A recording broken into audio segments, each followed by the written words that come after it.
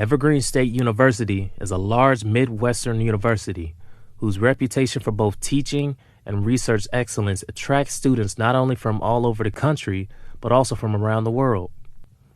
Evergreen has two campuses, one urban campus, about 20,000 students in the state's capital of Centerville, which is also the seat of the state legislature, and one campus located in the small college town of San Remote, about 30,000 students, on the other side of the state. Evergreen was founded as a land-grant university, which means the state gave the university land to sell and develop as the basis for its initial funding when the university was first established in the early 1900s. The state legislature historically has been quite generous in its support of the university, viewing the university both as an important asset for educating the state's populace and as a stimulus for business development in the state. Each campus consists of 6 colleges: liberal arts, sciences, engineering, agriculture, business, and education. And each college is home to between 4 and 10 departments.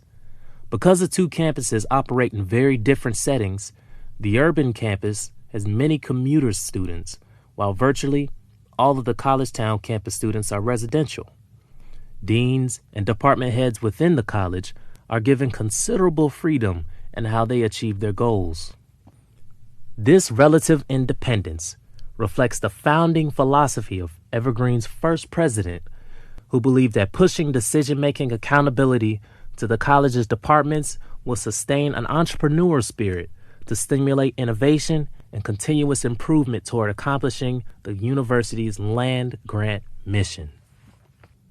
Late in the spring of 2007, Evergreen's current president, Charles Peabody III, met with the university's Board of Trustees to discuss a disturbing trend documented by the university's chief accountant, which was an accelerating decrease in the university's share of the state's tax appropriations. Although the state's support of the university amounted to only 20% of the university's total budget, the other 80% coming from the tuition, research grants, and generous alumni giving, Peabody and the Board of Trustees realized that losing even half of that 20% state funding would cripple the university financially. The Board of Trustees encouraged Peabody to start working on the plan to deal with the anticipated but uncertain funding shortfall. As his first move to address this issue, Peabody appointed Robert Tipps, an executive from the local utility company with an MBA and 20 years of management experience, as the university's new vice president for operations. Peabody told Tipps confidently that Tipps could help address the university's anticipated funding shortfall by focusing on downsizing academic department spending. Tipps was given a secretary who was very well versed in university policies, practices, and procedures, and well acquainted with many of the college deans and department heads on both campuses. All university personnel were informed of Tipps' appointment via President Peabody's monthly email update. After combing through the annual budget reports for a variety of departments, Tipps began to appreciate that departments in different colleges had very different policies and procedures for accomplishing their very different missions. For example, science departments like chemistry and biology spent enormous sums of facilities, for example, laboratories, while many liberal arts departments like the foreign language departments did not. Nevertheless, Tipps noticed that while all departments routinely bought many similar everyday supplies, such as copy paper and notepads, pens and highlighters, file folders, blank CDs, even laptops and tablet computers and monitors, each department appeared to negotiate their own deals to purchase these everyday supplies with a broad variety of local vendors.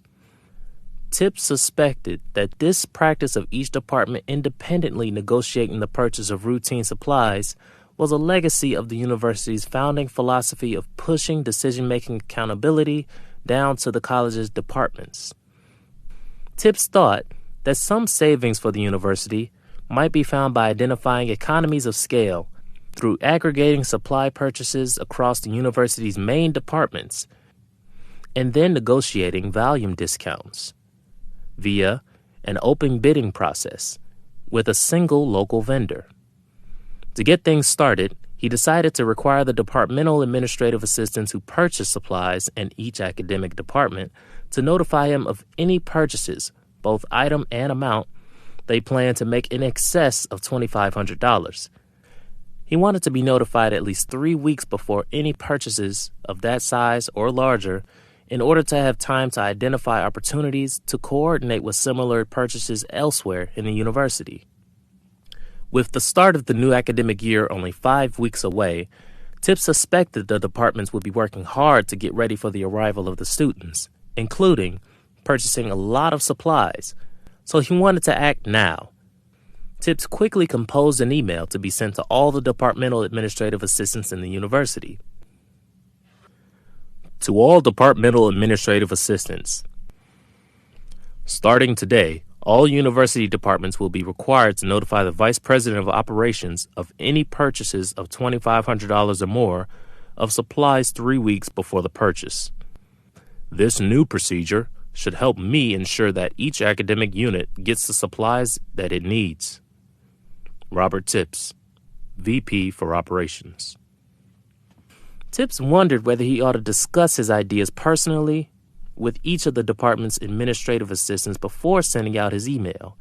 However, with the start of the academic year so close at hand, he felt there wasn't really time for that now, so the email was sent.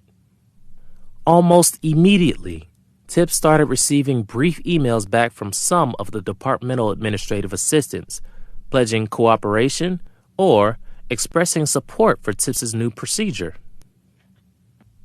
Now, almost 2 months later, Tips's office still had received no notifications from any department in the university of an intended purchase over $2,500.